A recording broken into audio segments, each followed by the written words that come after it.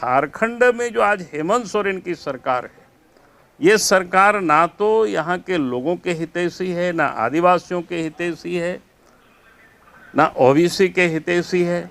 वास्तव में झारखंड की सरकार अगर हितैषी है तो दलालों के और बिचौलियों की। जो झारखंड के हितैषी का जो दम्भ भरते रहे ये सरकार, लेकिन वो पूरी तरह से अब उतर चुका है। झारखंड की जनता उनको अब अच्छी तरह से समझ चुकी है। आप याद करिए, जब रघुवर दास की सरकार थी तो उन्होंने तो 2016 में 1985 को कटअप डेट जारी किया और तृतीय और चतुर्थ वर्गीय कर्मचारियों की नियुक्ति में अगले 10 वर्षों के लिए उन्होंने पूरी तरह से रिजर्व कर दिया था। लेकिन हेमंत सोरेन की सरकार आते ही उसको इन्होंने खारिज कर दिया। तो अब तो झारखंड की जनता और यहाँ के नौजवान खुद ही उस पर विचार करेंगे। भाई, झारखंड के नौजवानों के लिए, यहाँ के लोगों के हितैषी की सरकार बीजेपी की सरकार रही है कि हेमंत सोरेन की सरकार रही है, ये अब बिल्कुल स्पष्ट हो चुका है। क्योंकि आप जो सरकार बार बार जो दावा कर रही थी 1932, उसके लिए यात्राएं निकाल रही थी, और अब तो उनके पास कुछ भी कहने को नहीं है। अब क्लियर हो गया कि अगर उसी को उन्होंने करते कि जो रघुवर दास जी ने जो 1985 को कटअप डेट किया था और झारखंड के नौजवानों को 10 वर्षों के लिए यहाँ की सर्विस को जो रिज़र्व किया था, उसको और आगे 10 वर्षों तक हेमंत सोरेन चाहते तो वो बढ़ा सकता था, लेकिन उसको पूरी तरह से समाप्त करके उस पर उन्होंने कुछ नहीं किया। तो अब झारखंड की जनता पूरी तरह से देख रही है कि झारखंड के लोगों के हितैषी कौन है और झारखंड के नौजवानों के हक को मारने वाले कौन है, वह बिल्कुल स्पष्ट हो चुका है। राहुल जी, मुख्यमंत्री जी कह रहे थे कि अभी हमारे पास बहुत सारा अस्त्र है, सारे अस्त्र आप लोगों के पास ही नहीं। हम लोगों ने तो अस्त्र कहाँ का, इसलिए तो कह रहे हैं ना, वो तो हर हमेशा राजनीतिक तिकड़मबाजी कर रहे थे, उसी अस्त्र के वो बात कर रहे हैं। भाई, इसमें अस्त्र की क्या जरूरत है? सीधी सीधी बात थी, झारखंड के लोगों के हितों की रक्षा करना, उसके लिए कानून बनाना, उसके लिए इनको यहाँ प्रोटेक्शन, उसके लिए विचार करती सरकार। तो ये तो राजनीतिक खेल ही वो खेल रही थी। कह रही है कि हेमरम से आप लोगों के रिश्ते हैं, आप लोग कोर्ट में फंसा देते हैं और फिर कहते हैं किसी। अरे, हम लोग कोर्ट में काहे फंसाएंगे? अगर वो गलत बनाएंगे, आप उस नियोजन नीति में आप सब लोगों ने देखा, जो रिजर्व कैटेगरी तो 10 और 12 पास यहाँ और बाहर में भी पास करेंगे तो अप्लाई कर सकते थे। जो अनरिजर्व कैटेगरी के जो बच्चे होंगे वो बाहर से 10th और 12th करेंगे तो वो यहाँ अप्लाई नहीं कर सकते हैं कि उन्होंने कौन सा कसूर किया था। तो स्वाभाविक है लोग कोर्ट जाएंगे।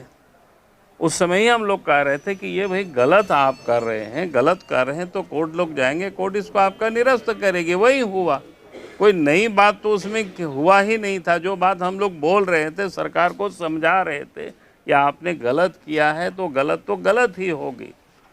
और मैं तो कहूँगा कि अभी भी आपने देखा होगा जो जिला की रोस्टर उन्होंने बनाई, क्योंकि मैं इसलिए इस बात को कहना चाहता हूँ, आप सबको ध्यान में है कि राज्य बनने के बाद क्योंकि झारखंड में आबादी की कंपोजिशन थोड़ा बदल गई, तो इसलिए आपको ध्यान में होगा जब सरकार हम चला रहे थे उस वक्त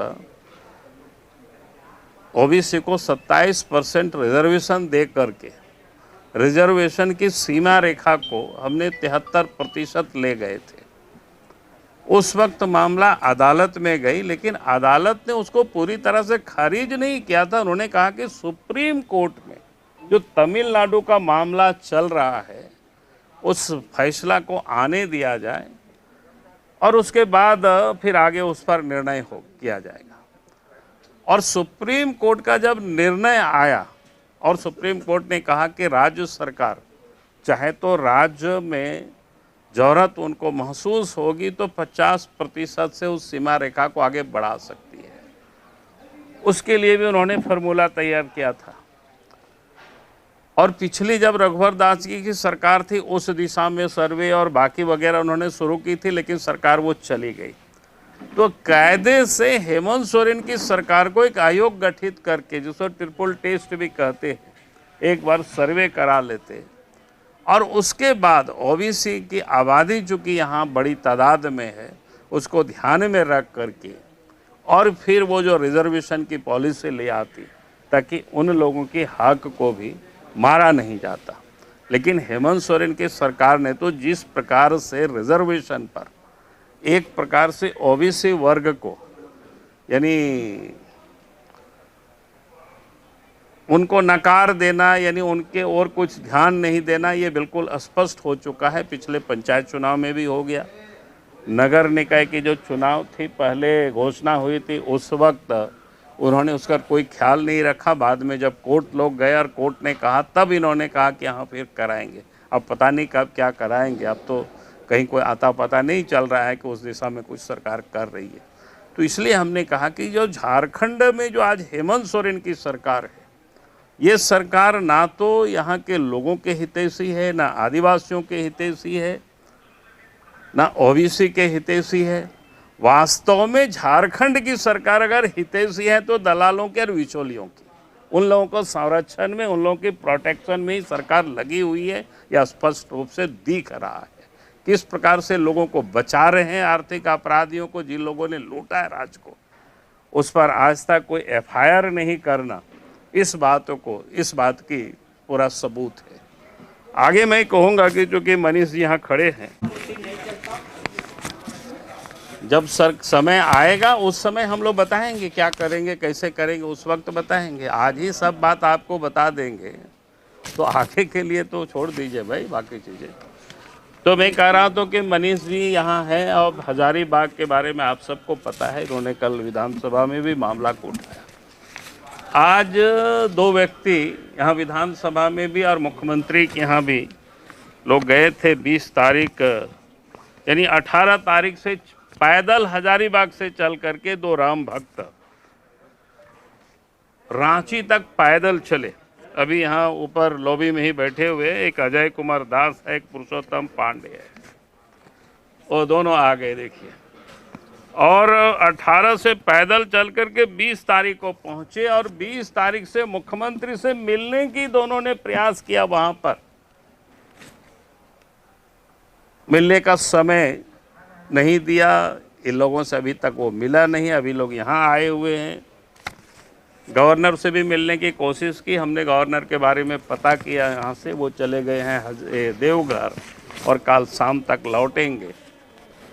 तो मैं कह रहा था कि रामनवमी के जुलूस को लेकर के जिस प्रकार से सरकार की जो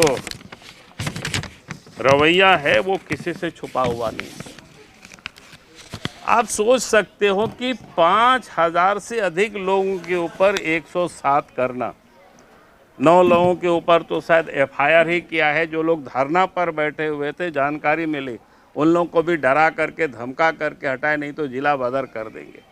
भाई लोगों की मांग क्या है जो बरसों से वहाँ चल रहा है, उसमें से साफ साफ ही लोगों ने कहा कि भाई प्रशासन चाहे तो डीजे का वॉल्यूम वह मानक तय करे।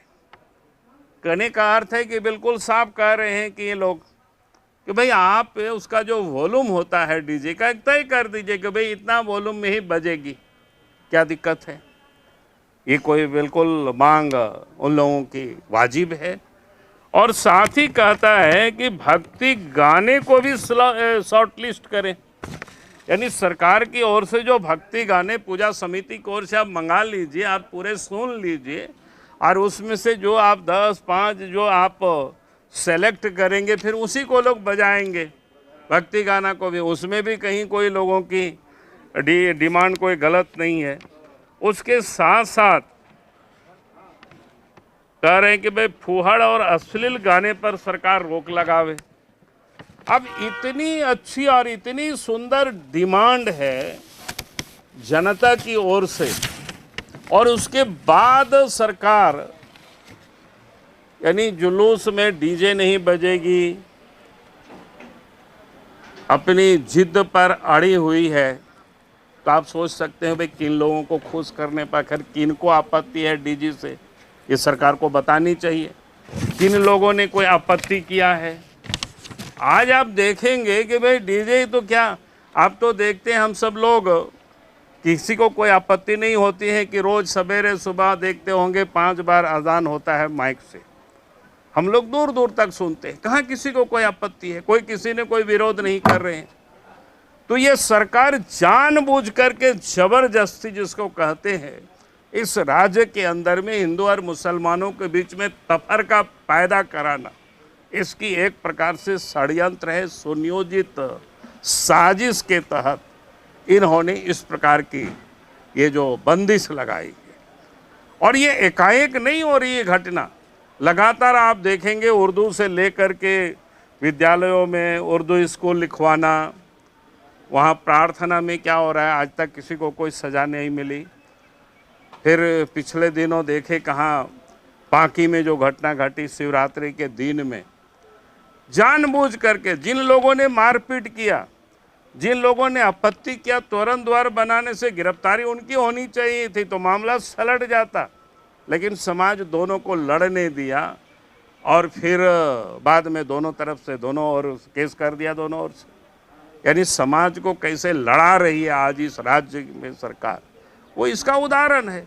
अब रांची में तो पिछले दिनों आपने देखा होगा कि जुलूस जो निकाला था पिछले साल 22 के मई या जून का महीना था, आप सबको ध्यान में होगा, किसी ने कोई प्रवोक नहीं किया था, अपने अपने रोड पर लोग निकले, इसके बाद हंगामा हुआ, फिर घटनाएं घटी वो आप सबके सामने। आज तक सरकार ने उस जांच को पूरी नहीं की, और जितनी लोग उसमें, आज तो सब वीडियो में कैद रहता है, जो जो लोग लीड कर रहे थे उनके ऊपर केस होनी चाहिए थे, उनके ऊपर गिरफ्तारी होनी चाहिए था, लेकिन पूरे फाइल को सरकार ने दबा करके रखा हुआ। और इसलिए मैं कहूँगा कि आज अगर सरकार वर्ग विशेष को खुश करने के लिए और अनावश्यक तनाव को पैदा करने के लिए अगर ये हरकत कर रही है तो ये राज्य के लिए उचित नहीं है, और इससे कानून व्यवस्था सुधरेगी नहीं बल्कि और बिगड़ेगी। समाज में धीरे धीरे आक्रोश बढ़ेगा। जो एक साथ लोग रह रहे थे वो भी एक दूसरे को दुश्मन बनाने में सरकार कहीं ना कहीं प्रभोग कर रही लोगों को, ये बड़ा दुर्भाग्यपूर्ण स्थिति है। इसलिए हम फिर से हेमंत सोरेन जी से ये मांग करते हैं सरकार से कि भाई हजारीबाग सहित पूरे झारखंड में आप डीजे का एक मानक तय कर दीजिए, इतना वॉल्यूम से अधिक में कोई नहीं बजाएगा। गीत संगीत जितनी भी होती है भक्तिगान, उसको भी आप सेलेक्ट कर दीजिए कि भाई यही सब बजेंगे, किसी को कोई आपत्ति नहीं होगी। मुझे लगता है कि आज हमारी ओर से इतना ही।